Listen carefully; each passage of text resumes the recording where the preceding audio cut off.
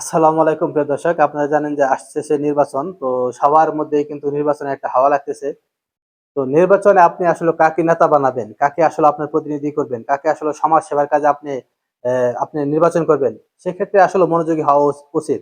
আপনারা জানেন যে আমরা এমন নেতাকে আসলে ভোট দিয়ে নির্বাচনে তাকে মনোনীত করি, কিন্তু সে দেখা গেছে যে আসলে ইসলামের থেকে অনেক দূরে থাকে বা তিনি অনেক ক্ষমতা দেখায়।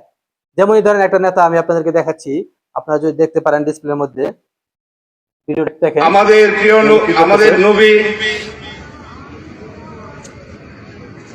নবীজির নাম হচ্ছে বুঝতে পারছেন দর্শক, উনি নূহ। আসলে নবীজির নাম স্টেজে হচ্ছে আসছেন এত মানুষের সামনে, ওনাকে আপনার মানে উনি বলতে চাচ্ছে কি যে নবী না আমাদের যে নবীর নাম কি, আমরা যে না না নবীর না উম্মত, তো সেই নবীর নাম কি। একজন যাক না, প্রতিনিধি যদি যাই হোক আমি তার মনে নবীর নাম পড়ছে না না জানে, নবীজির নাম। এরকম একজন লোককে ওই যদি জন্য ভোট দিয়ে আপনি এটা নির্বাচিত করেন, তার কাছ থেকে আসলে সমাজ কল্যাণ আশা করা যায় না বা ইসলামিক কোনো কিছু আশা করা যায় না।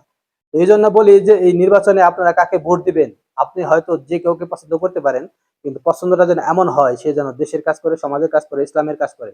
তো দর্শক, আপনি যদি একজন ভালো লোককে ভোট দিয়ে প্রার্থী করেন, তাহলে আপনিও কিন্তু সেখানে যদি সে যদি ইসলামের কাজ করে, আপনিও কিন্তু সেখানে ইসলামের সবের অন্তর্ভুক্ত হবেন।